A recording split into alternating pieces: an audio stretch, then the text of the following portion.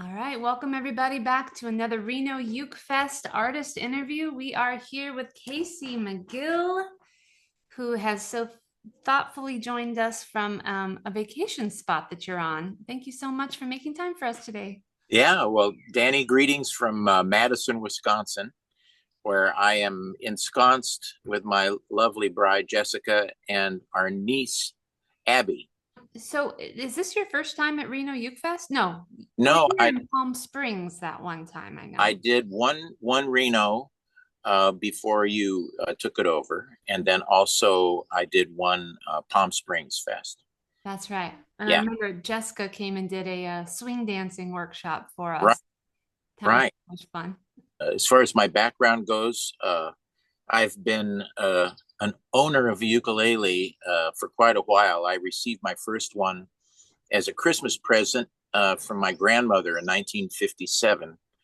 And uh, my parents and I took a steamship from Los Angeles to Honolulu, which you can't really do anymore. But this was back when the Matson lines were the main transport of people from the mainland to the Hawaiian Islands. And I didn't know it at the time, but it was the 40th anniversary of my grandmother and my mother's relocation to Honolulu from Los Angeles, as she did the daring thing of getting divorced back in 1917. And she and my mom lived on Waikiki for a couple of years. And then she had a brother who also was living there in Honolulu. And so they had an exposure to Hawaiian culture, and my mom had an ukulele and learned a little bit herself as a very young girl. Aw. And then in the 50s, we came back for a Christmas vacation, and I got my first ukulele, and uh, there was a Hawaiian gentleman who was driving us around who showed me a few chords on my new Christmas present. And that was my first exposure to the instrument. And a few years later, I got very excited about folk music in the mid 1960s and was watching a TV show called Hootenanny. And at that time, I was very anxious to play the guitar, and my mom said, "Well, you've got this ukulele here. Why don't you use that?" So I started learning how to play the ukulele with the three basic chords, and I did that for a few years, and then switched to guitar for a few years, and then I ended up putting down the guitar when I was about 17.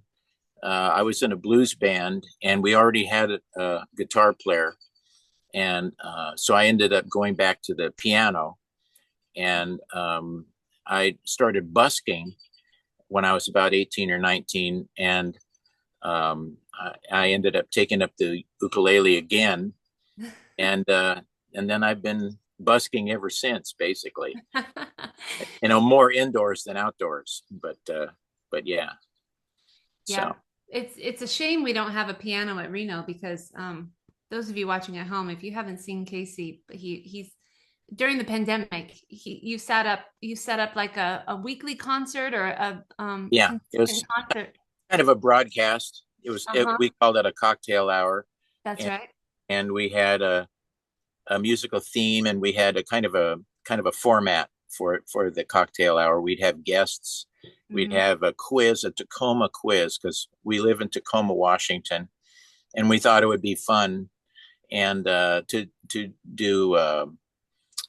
do a quiz with these silly questions about the city that we live in, and we ended up giving away prizes. I have a collection of old Fortune magazines from the 1930s, and so I gave a few away, a few duplicate copies away, and I'd play songs on the ukulele and the piano, and Yeah, so but you didn't just play song, you played them at the same time. Okay, so if you could imagine, he's sitting there singing and playing the piano, and then he'd flip over and play his ukulele, and then flip back, and then you yeah, pick up your trumpet and play some yeah. notes. That Yeah, was so fun.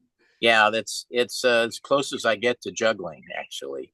Yeah. And that is a lot of fun. And at some point, I don't know if there probably wouldn't be enough people interested to actually do a class on switching from one instrument to another, but it can be done. But it's probably better if you're in an ensemble, so there's something else going on. But Mm. you can do it, and uh, I enjoy that because one of my main musical inspirations is arranging music. And so I think about, okay, well, this chorus I'm going to be playing the piano, and then this chorus I might be singing. So it might be better to play the ukulele to accompany the vocal, and that type of thing. Yeah. So anyway, yeah, I played the ukulele in swing groups for a number of years. And in Los Angeles, um, I was on the Gong Show in the late '70s, and I was playing the ukulele on that show. And then I had a swing group in the early '80s called Mood Indigo, which Mm. has just recently reunited, and we're very excited to play together. We're all still alive. That's the big thing. And we were in a movie called Francis that starred Jessica Lange, and we played in a lot of very interesting places at Homes of the Stars. And at that time, there were some very interesting restaurants and clubs that we got to perform in. And that's how we got the movie job. That And was down in LA. yeah, that was in LA. And then I ended up living in Spokane, Washington for a number of years. And in the late '90s, I had released a swing CD because there was a renewed interest in swing dancing and swing music. And one copy found its way down to Los Angeles. And the director of a Broadway show called Swing heard the CD and called me up and said, you know, this is Lynn Taylor Corbett, and I'm directing a show on Broadway, and I love your CD. And I said, Broadway, like in New York? And she said yes. And so I ended up being in the show, and I actually opened the show all by myself. I walked into a pin spotlight, and the rest of the stage was dark, and I started, vamping. And then when I got into my place in the spotlight, I started singing the verse of "It Don't Mean a Thing If It Ain't Got That Swing." Oh, And nice. that is what started the show. And it's funny because it was uh, at the end of 1999, beginning of 2000, and the ukulele renaissance was just barely getting started at that point. Yeah. And I was just perhaps slightly ahead of the curve. But I've been playing the ukulele all those decades, and it was just on the mainland. It was just basically me and Tiny Tim, and and people would always tease me and they go, "Oh, Tiny Tim," and that was kind of cast a unfortunate shadow over what I was attempting to do. But then I believe that once Tiny left us, for the great music store in the sky, the clouds parted and the light shone down on the ukulele, and the Renaissance began. Mm. And it hasn't really let up since. And people realize that it's a great instrument.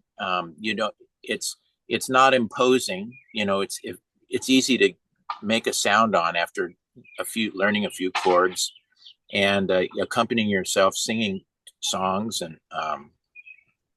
And then those who are real artistically inspired can take the instrument as far as they want to. And uh, Jessica and I saw Jake Shimabukura at Jazz Alley about a year ago, and it was just amazing to be in the presence of his mastery. And and I'm primarily a strummer, but he's not only an amazing single note soloist on ukulele, but he's also an incredible strumming master, and he can generate so much energy with the strumming It's just Wow. it's amazing. So And he's known for doing that really fast strumming, but when you yeah, go to one of his shows, he doesn't do that the entire show. I mean, no, no, he's got a dynamic range. yeah, I see some people who are inspired by him, and they kind of lock into that whole wild yeah, strumming thing, and then they kind of yeah, only do that, and we're going, yeah. well, you got to make sure that you take it somewhere and then bring it back. Right. Well, that just is a proof that he's not just a master of the instrument, but he's a master musician, and so he understands musical and artistic principles. Where you need hills and valleys, you Yeah. know, for the arc of a performance, and it's amazing he doesn't sing because his shows are so complete and satisfying. Yeah. It's like I'm thinking, how can he put on this show and not even do any vocals at all? But at Yeah. the end of the show, you're going, wow, I was just totally satisfied with that. It's okay. Yeah. Yeah, Now for your shows though, singing is a major element of yeah, your show with that yeah. consistency of strumming and some Right. your singing voice is just so fantastic. You are Oh, thank quite an entertainer. you, Danny. I'm going to give you an hour and a half to cut that out. Thank you. But yeah, that's true. And I'm I think probably, in all honesty, I'm more of a singer who plays the ukulele rather than a Mm. ukulele player who sings, you know. And I hope everybody's okay with that. But Oh, but well, but at the same time, I'm kind of within music. I'm a kind of a Renaissance person because I love to sing. I love to just play rhythm on the ukulele in an ensemble, where you have a string bass and mhm. maybe a guitar or maybe a couple other instruments. And I just love to make rhythm, I have no problem doing that. And if somebody else is doing the vocal, that's perfectly fine. I'm happy to Yeah. play rhythm, to try to support the ensemble. What's interesting about that is that I was just speaking with Little Rev, and after our interview, I was saying he spoke about taking a solo, and I was telling him like, I thought I wanted to be a soloist, but it's nerve-wracking, but also I'm not that interested in it. I really like laying down that solid rhythm. And he said, yeah, Yeah, well, every band needs that solid rhythm player too. So yeah, I'm yeah, with you. We'll be in the rhythm yeah. section singing. The only thing I miss, uh, the name Little Rev, made me think of the blues, and he is a great exponent of playing the blues with the ukulele. And um, when I think of that, I think of guitars playing the blues, and I think of those two bottom strings, the E string and the A string, and Uh-huh. how they, make rhythm for those shuffle songs. There's certain licks that the rhythm guitars play, and I kind of miss that on the ukulele. But on the other hand, I am really a four-string player. I'm not really. I've had opportunities to go back to the guitar, and Mhm. I'm just and I love 12-string guitars. I love the sound of those. I've been a big fan, but I just for everyday playing, I just love playing the ukulele. It's just Yeah. Now I noticed that the ukulele you're holding right now has six strings on it, but it looks right. like two of those are doubled up. Yeah. See, I don't know if you can see. Yeah. And so if you count 1, 2, 3, 4, we have a doubles on the first string, which is the A, and this here that's a silk wound string, and a lot of the volume of this instrument comes from that string. Uh-huh. And then the third string, the C, is also an octave, and so when you play the whole thing, you get a really full sound. But also, this is a nickel plated brass instrument, and it has a whoop. Oh God, I didn't want to break the window. Anyway, and this is a resonating cone in here, and Mhm. it's very much in the same idea as all the national instruments and the dobro instruments, where they use a resonating cone to get the volume right. Yeah. And so this is pretty much it's a custom instrument, but it's built with that same concept. And so, Yeah. as far as rhythm goes, it's pretty loud. And oftentimes when I'm playing swing rhythm, if there's a guitar solo, I end up using my thumb to do that instead. Oh, so it kind of brings the volume down a little bit. Yeah, Yeah. yeah, and I realized at one point that my guitar playing friend, excuse me, John Reynolds, would be a lot happier if I wasn't drowning him out when he was trying to play his single note solos, Oh, yeah. and so that's a great thing about playing with other people is that you have the opportunity to learn, dynamics and how to blend with other people and how to get along musically. It's a good thing. Yeah, you got to be listening all the time because Yeah, otherwise you might hear about it later from the soloist or you might just not get hired again. yeah, there's that possibility. Yeah, so but anyway, that's kind of a little bit of background on what Well, I'm reminded of the time that we were at Las Cruces Uke Fest together, and we did a concert, and Del Rey was there, and uh-huh. you were there, and the two of you were like, "I'll just use the one mic." Mhm. And Perry and I got up there to do our sound check, and we had several different instruments and plugins in this device, and it actually turned out to be pretty disastrous on our end. Like there was all kinds of technical issues. We learned a big lesson that day. So I'm sitting there in the audience, and you come out, and you're on the mic, which is like one of those bluegrass mics that just picks up a wide range, right? Yeah, it's a condenser mic. Yeah. Yeah, and you're playing, but then at one point you stepped in front of the mic and you Uh-huh. continued like closer to the audience and you continued singing and playing, and I could still hear everything. And Terry and I talk about that all the time. And he's like, should we just use a bluegrass mic? And I'm going, maybe, I mean, but also the resonator ukulele really kind of helps project the Yeah. sound too. And the fact that I'm not playing single notes, although Del Rey has a resonator ukulele and she does play single notes, but Yeah. I have to be careful, not to overpower her as well when I'm playing rhythm behind her. Yeah. So if I'm backing her up, I'll generally move to my thumb and do the strumming that way. And I love the sound of strumming the ukulele with your thumb, playing that swing rhythm, because it makes it soft and it's Mhm. a very blendy kind of a sound. You really the get the flavor of those nylon strings, Mm. because there is such a vast difference between the sound of the metal strings that are on guitars. And I also like nylon string classical guitars too. I'm just and I did try to play metal string guitars and when I was a teenager, and it hurt my fingertips, and I never really developed the calluses. I didn't play long enough to really get that together. Yeah.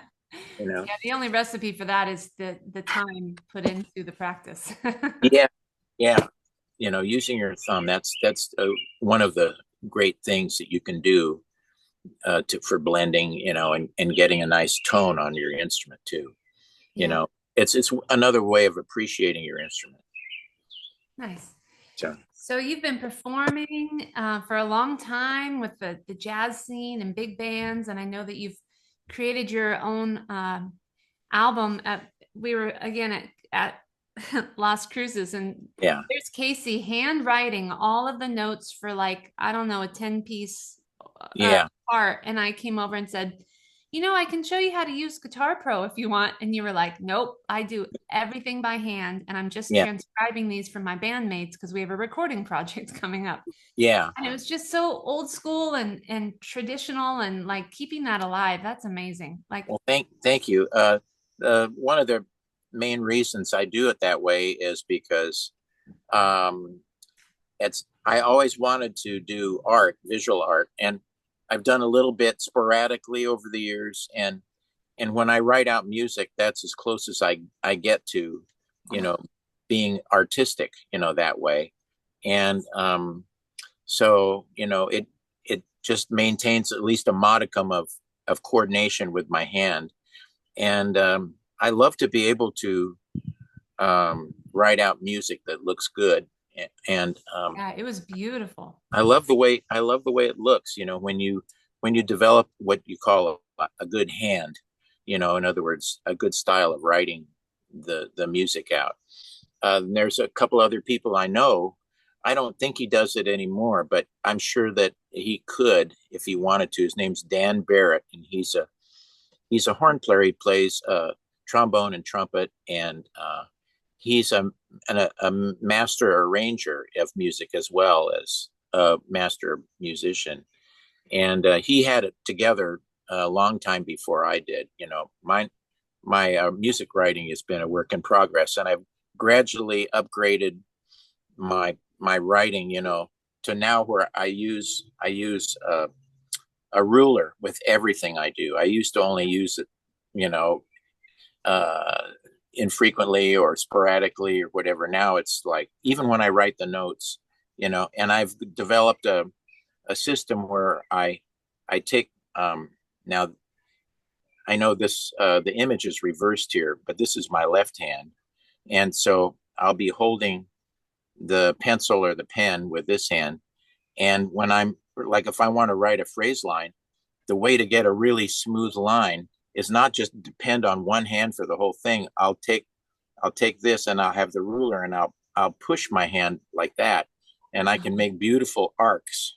Really? That yeah, and I have a friend who actually designed this instrument. His name is Robert Armstrong, and he's a cartoonist and a visual artist as well as a musician. And I was telling Robert about that, and and he was going, and he didn't want to give me props. He was being stingy with me, and it's like, how dare I, and he and I are great buddies, but it was kind of funny, that he was just kind of very nonplussed about the fact that I was so enthusiastic about doing some kind of music writing. But I love doing that. I love writing the music, and it's got more to do with my love of art, visual art, which is another channel that happens. Kind of sounds like musical calligraphy. Yeah, exactly. That's exactly what it is.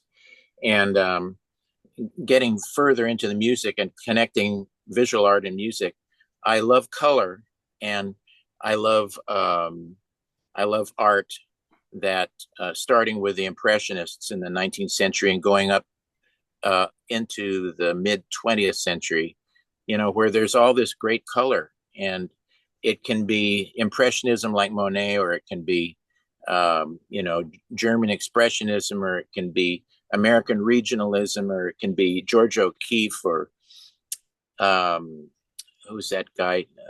I'm having a senior moment who has these um, beautiful paintings. And it's just one big, big color. Rothko. Rothko, Mark Rothko. Yeah.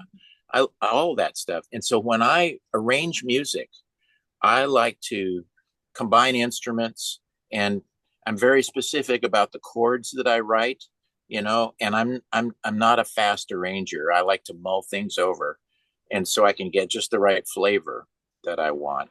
And I have this collection of original music that it's on two CDs and also on two vinyl LPs. And I decided I was gonna just take all the time I wanted and use as many instruments as I wanted to use to get the exact sounds that I wanted. And so you can hear examples of that on some of these pieces, where like I'll have there's this one, it's a bossa nova, and it's called pan dulce, which in Spanish means sweet bread. And I'll have a flute, a clarinet, and the piano all on one note. And so when I'm doing these chords, there'll be like three flutes and three clarinets, and they're doubling each other. So you end up with a sound that's a combination, of different instruments. And there's other instruments that are on the track, but and then so that's something that where visual art and music kind of inform each other. And if we take it back to the ukulele, there are um, ukulele players that go to some trouble to come up with really nice voicings. I haven't been as ambitious with the ukulele as I have been with other music. Like, I'm more interested in finding those chords on the piano. But then, when I when I feel the need, I'll go to the piano and find a chord, and then I'll figure out how I can make that chord happen on the Mhm. ukulele. So, it's a nice kind of cross pollination thing. Yeah, I'm going to show you an example of Daniel Ho did that when we were writing music together, and Uh, he said, "You have long fingers. Can you play this chord?" And uh, the chord is this.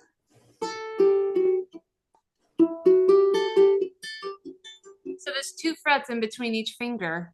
wow. And I'm able to do it, but it's mainly because I have like connective tissue issues. So Yeah. my joints stretch further than most people. But So do yeah, you play those as separate notes, or do you strum the whole thing? it's like an arpeggio. And Okay. so he goes,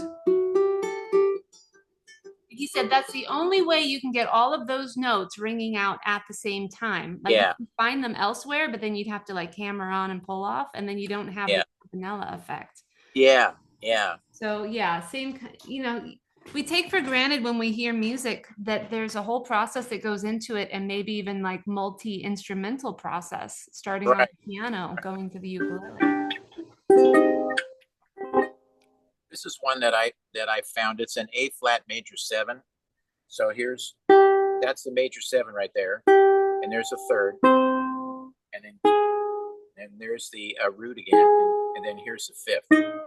So That's that sounds nice. beautiful. Yeah, and nobody And plays that chord. yeah, and I don't know, it's kind of dumb luck, really. It's like, uh, Jessica sings a couple of songs that are in A flat, and one of them is Body and Soul. And so, you know, Body and Soul already has a lot of it's a very colorful chord progression, and it modulates and does all kinds of things. So at the end of the song, it's nice to put a finishing touch on it. A And nice is that how chord. you play it at the end? Pardon? You do a little arpeggiated strum through it? Yeah, I do. I do.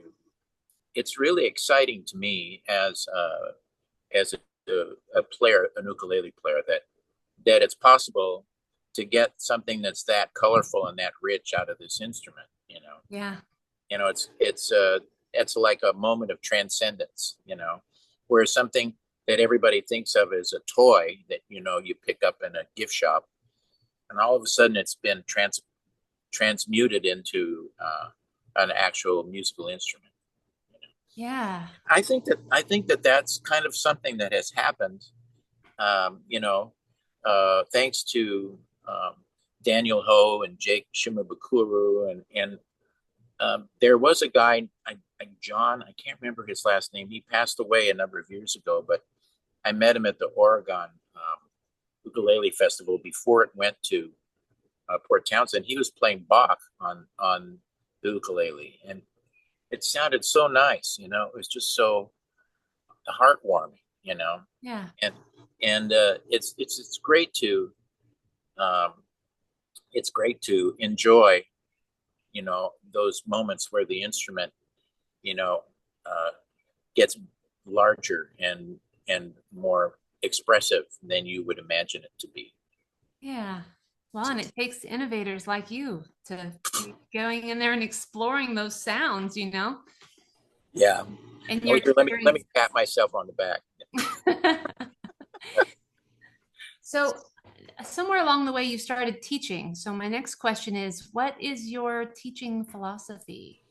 um, my teaching philosophy has evolved since I started doing it, and since when I first started doing it, it was just another alternative income source, and I thought, well, I've been doing this for decades, I should be able to teach something, and then as I did more of it, I became more inspired to actually do the active teaching. And now I'm my philosophy is to try to get people to um, discover um, possibilities, whether it's strumming something or whether it's something to do with musical theory, because um, the ukulele has, since it's a chording instrument, uh, you have the possibility of learning about and applying musical theory as you play chord progressions and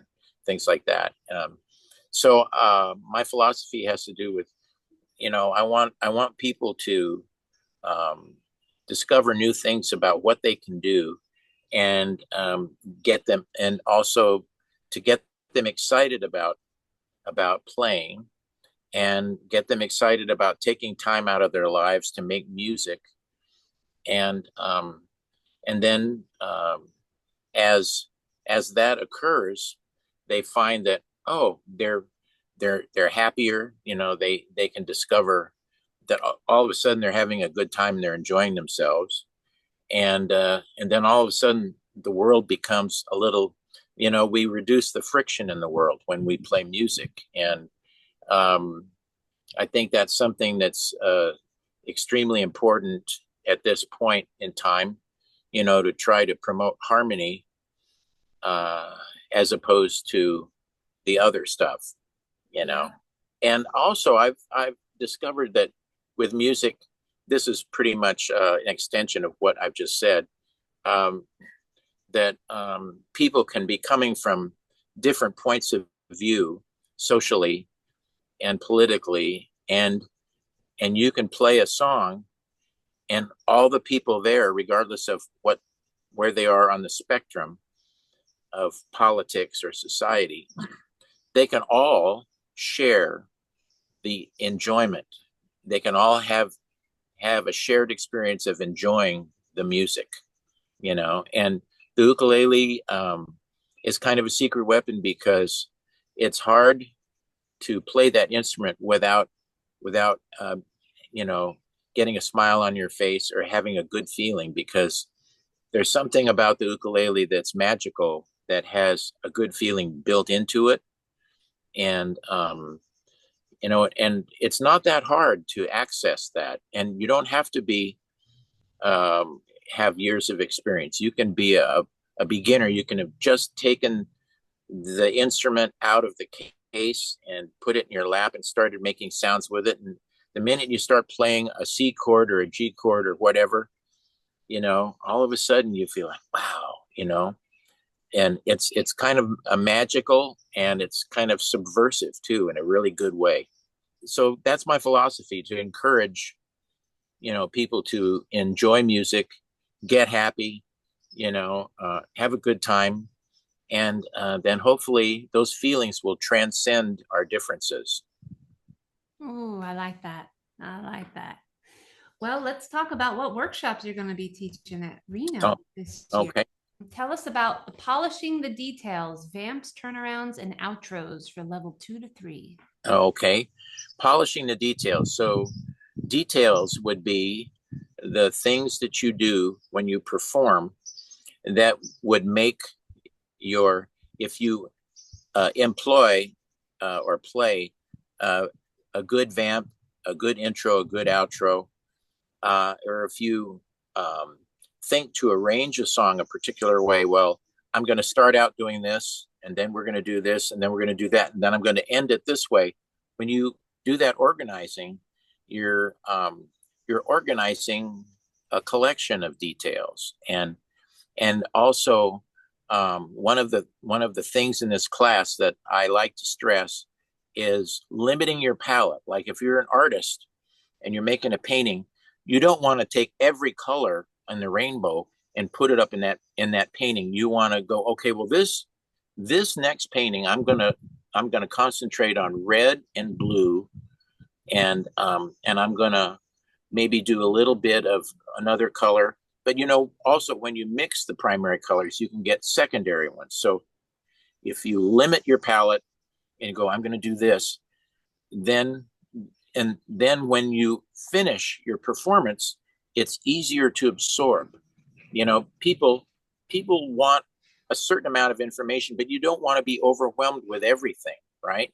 It's like if you go to the ice cream store, you're going to pick one or two flavors. You're not going to say, "Well, I want something of all these flavors." You know, no, you're going to get a tummy ache. You know, so as that relates to polishing the details, it's like if you have an intro and you're gonna decide, okay, this is going to be my intro.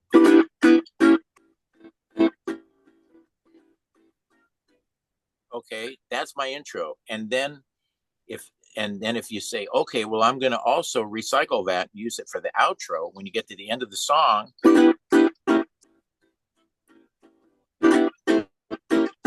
know, wow, now you've got two things, and the repetition and the recycling makes it more unified. It creates strength, and you might want to go, that's a little bit elongated.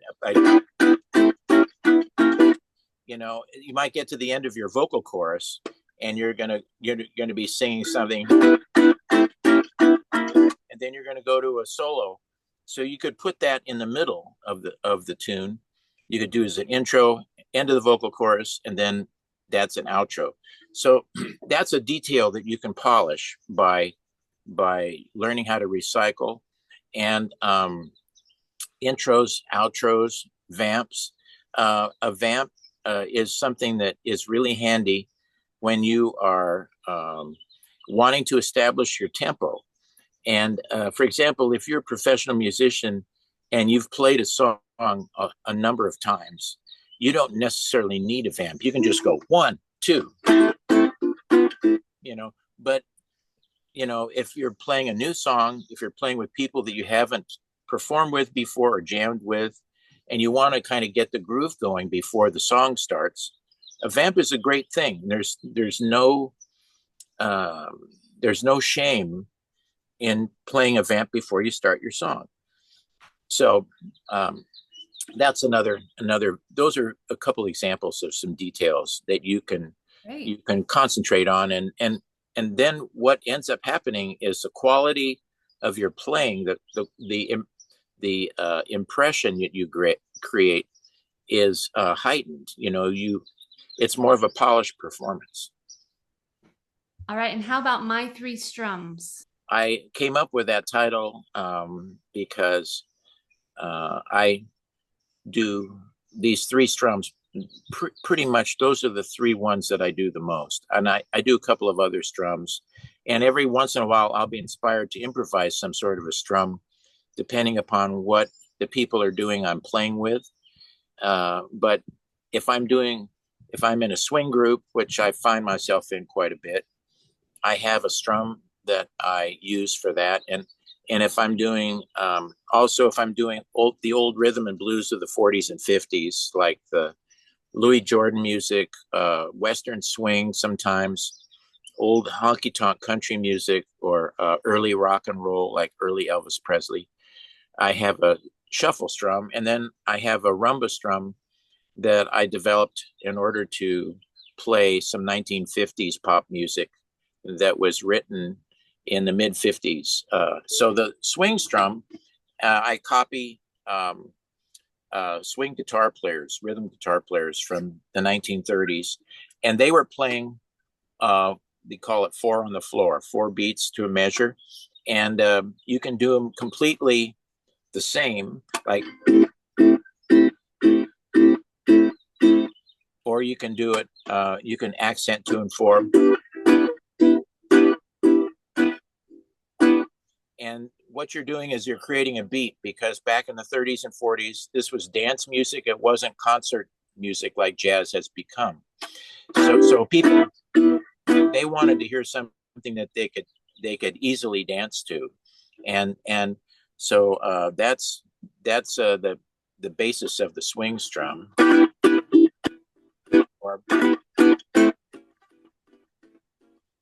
And then if you're using your thumb,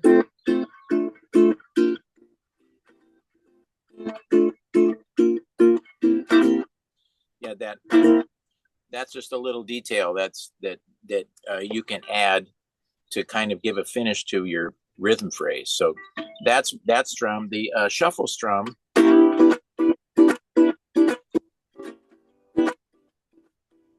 that's on the upstroke, 1 and 2 and 3 and 4 and 1 and 2 and 3 and 4. And I do the and one with my thumb. So I'll slide up.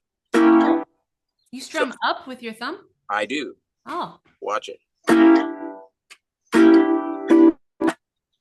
And 1 and 2 and 3 and 4 and 1 and 2 and 3 Whoa. and 4. So that little ka-chunk, that's 2 and 4 and 1 and 2 and 3 and 4 and 1 and 2 and 3 and 4 and 1 and 2. And you can create 2-bar phrases that way. And that's the essence of the shuffle strum. So I try to get I say, take your index finger, take the fleshy part of that, and to do an upstroke on the strings, just with a G6 chord. Right. And you get that sound. And 2. And then learn how to damp the strings, and 1 and 2. So you can do and 1 and 2 and 3 and 4. Nice. That's the shuffle strum.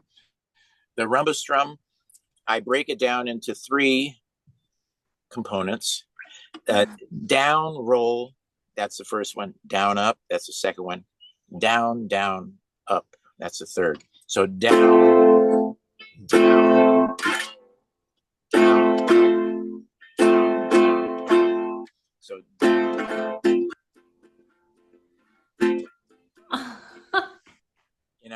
And so Sounds really cool. I'll have the class just work on the first one, down roll. Everybody will practice the roll. We'll all spend a little bit of time going. You can roll either from your index finger or from your little finger. You go like that, or you can go like that. I go from my index finger. The master of the roll is Daniel Ward, because he also is a very accomplished flamenco and classical guitarist. Mm-hmm. So he's mastered these rolls, and if you want any additional study of that, he's the one to check out. And for this class, though, so there's a down roll. So we all do that. We just do components. We don't do the whole thing at once. I'll say, let's break it into 3 things, right? 3 components. Down roll, that's our first one. And then down, up, down, up. So down with your index finger, and then up with your thumb. So that's down, up, and then down, down, up.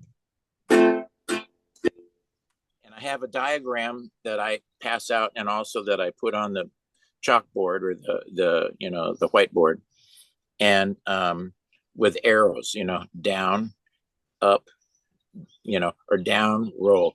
So the roll is also down. So this strum is mostly down strokes, or a down roll, down, up, down, up. So there's only 2 upstrokes in that whole thing. The rest of it is all down. And it's counterintuitive, but at the same time that it's counterintuitive, that's what makes it interesting, Mm-hmm. Anyway, so that is the rumba strum, and those are my 3 strums.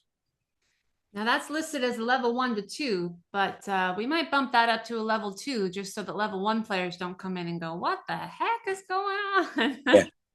Yeah. Well, some cool strums, though. Yeah, hopefully, at least they'd be able to walk away with some knowledge of the swing strum. Yeah. And if it's an hour class, each one of those gets approximately 20 minutes. Yeah. Well, we get 75 minutes total, so you got that extra 15. Oh, okay. Okay, well then, get an extra, what is it, 25 minutes, right? Yeah. Yeah, nice. So you've got connective tissue and boost the feeling. Connective tissue is basically music theory, in that I give you examples of mostly old songs, like from the 20s and 30s, and I'll show you a chord progression, and I'll say, you know what? If you've learned this song, you've also learned this song and that song. And Ah, um, one great example of that is the old 1920s song "5'2", and there's two other songs that use exactly the same chord progression as 5'2". So just to give you a quick review of 5'2", it starts out, I'm in the key of C, and so it goes 5'2", and then eyes of blue. Oh, what those 5 feet can do. Has anybody seen my gal? Okay, and that repeats, and then the bridge goes to the E7 chord, which is the 3 chord. When I say 3, I'm talking about the third note in the C scale. So if you start on C, C, D, E, F, G, A, and then B, C. So C, D, E, that's 1, 2, 3. So the third, the 3 chord starts on the E, E7, and then goes to 6, which is A, and then to the 2 chord, which is D7, and the 5 chord, which is G. And so these are all based on notes in the C scale. And also, there's something happening here that's called the circle of fifths. yeah. And it has to do with the tempered major scale that is unique to Western music, European Western music. And our system of music is based on this tempered scale. And so 1, 3, 6, 2, 5, 1. So 5'2".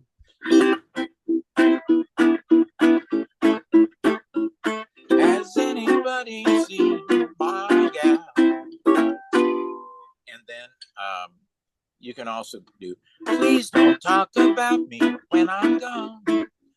Oh, baby, though our romance ceases from now on. And then Ah. there's another one. When someone gets all the love that I've got, it's gonna be you. It's gonna be you. I didn't know that those two were the same. That's cool, those three. Yeah. And then the bridge is the same too. Like, if you should run into a 5'2", all covered with furs, diamond rings, all those things, bet your life it isn't hers. And then you go your way, I'll go mine. It's best that we part. Here's a kiss. I hope that this brings lots of luck to you. You know. Anyway, and so the bridges are identical as well. And Wow. and so some of these examples uh, are examples where it's not the entire song. I have what I call an I Got Rhythm Bridge. And I Got Rhythm Bridge is just the one that I played, where it's 3 and then 6 and then 2 and then 5. So let's see. Old man trouble, never find him, never round my door. So that's the I Got Rhythm Bridge. And even though that bridge was used about 5 years before I Got Rhythm was written, you know, I Got Rhythm has been such a popular song for jazz musicians to jam on, starting in the 1930s. That tune was written in 1930, and by the end of the 30s, it was one of the most popular songs for musicians to jam on. So that's why we call it that. And then there's the song Honeysuckle Rose, and the Honeysuckle Rose Bridge is also a bridge that has been used ad infinitum in Tin Pan Alley and pop songs, and that I'm not going to get into that right now, but you that's pretty much a good example of what this class is about.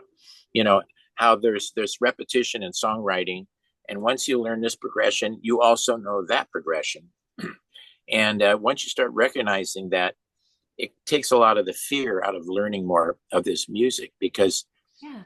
just know that you're going to encounter things that you've already experienced, you've already learned, and you'll be able to plug in the previous knowledge you have into what you're picking up on, whether it's a whole song or whether it's a section of a song or whether it's even a 2-bar phrase.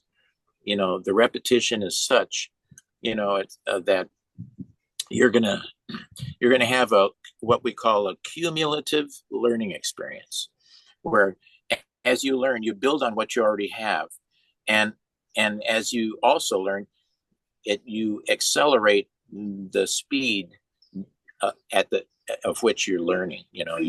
You'll be able to learn things faster because you've already encountered various things in the new material that you've already done. And that's Yeah. what it's about.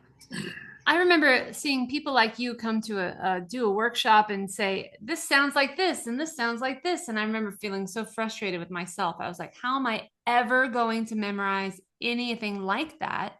Yeah. How is it possible they have this whole repertoire up in their head? But now I've been doing music full time for like 15 years. So, as you go along, Yeah. I don't have the same repertoire as Casey McGill, but I've got my own repertoire where I go, Yeah. oh, Perry shows me something on the bass, and he goes, oh, it's just like that other thing we did. And I go, Yeah. oh, yeah. Or Yeah. yesterday, he's like, hey, play this song. We were at a wedding. He's like, let's play this song. And I was like, we haven't practiced that. And he goes, it's just thingamajig. Just do thingamajig. And I Yeah. did thingamajig, but he's saying something else. Yeah. Yeah. Right. Yeah. There's also lots of examples in more contemporary music, Mhm. that I'm sure that you could use as examples. And it doesn't matter whether it's something from that era. I'm more a specialist in that era. That's where more of my knowledge is. But but if you're in the 1960s, it's like every generation, has its own musical dialect, and Uh-huh. like example, in the 1920s, they favored certain kind of chords. And then in the 1940s, pop music became more sophisticated, and there were more complex chords. And then in the 1950s and 60s, the 50s got very simple with rock and roll, and you went back to 3 chords. And then when you got into the 60s, you had really simple stuff, but you also had the Beatles and other groups that were writing things that got very interesting. Yeah. And then in the 70s, you got singer-songwriters doing certain things. And then in the R&B world, they had suspended chords and major sevens, and that was its own sound, that came from that era. And as you went forward, each era would have those things, and there'd be lots of repetition, because people were thinking in those sounds. People were thinking of writing in those sounds. So Yeah. yeah. Oh, cool.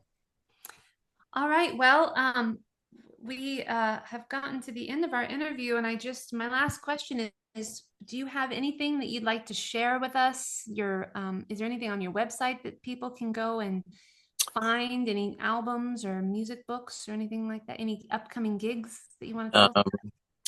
Well, let's see. We've got. I'm reuniting with this trio that I mentioned earlier called Mood Indigo, and we have a couple of shows in the Bay Area. In October, we're playing in Oakland at a place called Piedmont Piano on October 16th, I think it is. And then the following day, we're going to be in Santa Cruz at a coffee shop called the Ugly Mug. And and it's and it's actually in addition to selling coffee, it's also a performance space. And we were down there this last October at a lovely community theater, and had a great time. So we're kind of going back to Santa Cruz and revisiting some of our new fans down there. And my wife Jessica and I made a CD about a year ago that we call the Singing McGills, and you you have to get it from our website because we don't have it on social media yet. But it's a collection of, I believe it's 12 songs. And these same two guys, John Reynolds and David Jackson, who are part of Mood Indigo, came up to Seattle and helped us record this CD. So they're playing bass and guitar on the CD along with myself and Jessica, and we have a third person, Robin, who sang some third vocal parts, and there's one tune on the record that that Mood Indigo added some vocals on, which is a lot of fun. So that's a CD, and then I have my songwriting CD called Love Letter, which is a collection of original music that I've written over the last 50 years. And that is all over the place. It's like a big retrospective of my songwriting. And it's not just swing music. It's there's a bossa nova, there's a jazz waltz, there's some funk tunes, and there's some singer-songwriter tunes, and there's a lot of songs that are in the style of old standards that are great too. So that's a good one. And a lot of over 56 musicians on that record, different musicians. Oh my God. Yeah, and we recorded in Los Angeles, New York, Seattle, San Francisco, and Tacoma. So yeah, yeah.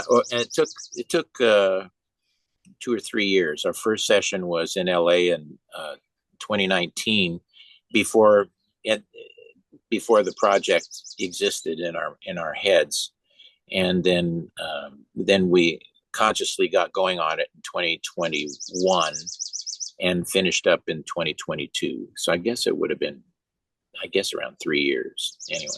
So that's something interesting. You can hear that on Spotify, and also you can listen to it on our website at caseymcgill.com.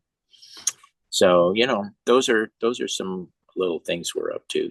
Yeah. And then Jessica and I are in Tacoma, and we perform occasionally locally, and and that's pretty much it for the moment. Yeah. All right. Well, that's a lot. 56 musicians. Ooh, Yeah. That's a big project. Yeah. Well, it cost a chunk of change, but I'm glad that we were able to do it. We got some help on that one. Yeah. Awesome. Yeah. Well, it's been so wonderful spending some time getting to know you, Casey. Thank you, Danny. For those of you watching at home, you'll get a chance to hang out with Casey at the Reno Uke Fest this year, October 8th through the 11th. Yes. And you'll leave with some deeper knowledge and appreciation of music, the history of music, and also a deeper connection with each other as we learn. Yeah. Yeah. That's our idea. Yeah. Thank you, Danny. And thank you so much to you and Perry for all the work that you've put into making this festival a reality, a happening. We really appreciate it. Thank you.